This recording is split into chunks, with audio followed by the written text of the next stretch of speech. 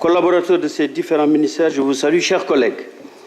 Madame le ministre, je voudrais vous féliciter. Et là, c'est le président du réseau des parlementaires pour la bonne gouvernance des ressources minérales, le RGM, qui a organisé un dialogue de haut niveau en retour de celui que nous avions organisé en octobre 2020 à Dakar.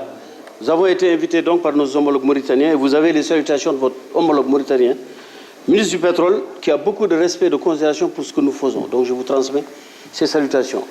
J'étais à la tête d'une délégation de 11 parlementaires, de nos partenaires financiers d'Oxfam, d'OCDEA, présidé par mon ami Cheikh Oumar Sy, député Cheikh Oumar Sy. Madame le ministre, notre pays est respecté.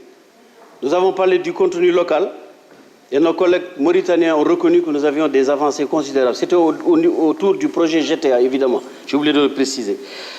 Madame le ministre, tout ce qui se fait dans la transparence, le président de la République a pris des mesures bien avant que la première goutte ne soit tombée, mon cher collègue Nangosek. Le pétrole dont tu parles n'est pas encore exploité, c'est en cours. Aucune goutte n'est encore tombée. Et ça me fait penser à l'anecdote du Serer, madame le ministre, qui, entendant un baril de pétrole, a dit qu'il a 150 000 barils qu'il a fabriqués pour les produire et fournir au Sénégal. Donc il veut un contrat. S'il entend baril, il a confectionné 150 000 barils pour qu'on y mette le pétrole. Donc, Nango, tu pourras informer ton Serer. Plus sérieusement, madame le ministre, en avril, me semble-t-il, 2018, le président avait organisé une grande rencontre à Diamniadio sur la répartition des richesses issues du pétrole et du gaz. En avril 2018, me semble-t-il, avant même. Là, tout un processus est enclenché jusqu'à ce qu'une loi, me semble-t-il, arrivera à l'Assemblée nationale sur la répartition des dividendes issus de l'exploitation du pétrole, du gaz et des ressources minières. Donc, mais quoi de plus transparent? Je le dis souvent avec un ami député qui parle souvent de la malédiction du pétrole. Je dis qu'au Sénégal, Inch'Allah, nous aurons la bénédiction du pétrole parce que les pays ne sont pas les mêmes. Partout où vous entendez malédiction du pétrole, les régimes ne sont pas les mêmes. Nous sommes dans un régime démocratique, qu'on le veuille ou non. Le Sénégal est l'un des pays les plus démocratiques au monde, j'assume. Deuxièmement, nous avons un président qui n'a d'autre souci que l'épanouissement de ses populations. Parce que quand on parle de sociétés étrangères, mais nous vivons en France, tu vis en Italie.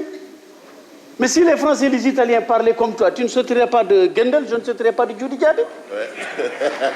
Mais il faut que le monde soit ouvert. Le Sénégal n'est pas une île déserte comme Gorée, où tout le monde... Non, bien au contraire. Et chaque fois que le président sort du Sénégal, mais il y raconte des retombées de sa politique, de la renommée de son peuple, mais lui, ils sont gratifiés. On dit que nul n'est prophète chez soi, mais en l'occurrence, il l'est. Parce que c'est un panafricaniste convaincu. Et crois-moi, croyez-moi, enfin crois-moi, je parle à mon pote, si les sociétés étrangères sont ici, évidemment, il y va de leur intérêt, mais il y va aussi de l'intérêt du peuple sénégalais. Parce que le président Macky Sall n'est pas quelqu'un qui sacrifie les intérêts de son pays et de son peuple au profit des sociétés étrangères. Je t'en donne la garantie, mon cher pote. Maintenant, nous saluons aussi la note que nous avons obtenue au niveau du comité international ITE de 93%, comme mon ami Aziz Diop vient de le dire.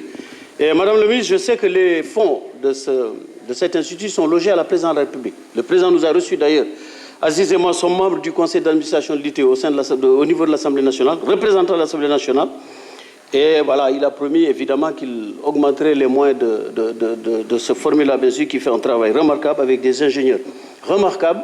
Nous avons eu aussi à assister à un atelier, justement sur la note que Madame la Présidente Eva-Marie Kolsek, Madame la Ministre, va présenter au mois de décembre prochain, vers le 20, dans quelques jours. Donc voilà. Je voulais juste faire ces mots et puis vous dire que je vous connais, je connais votre engagement, je connais votre humilité, je connais votre modestie, je connais votre compétence. Et le président de la République a bien fait de vous choisir pour mettre en œuvre sa vision au service du peuple sénégalais. Je vous remercie, Madame la Ministre, je vous remercie, Monsieur le Président.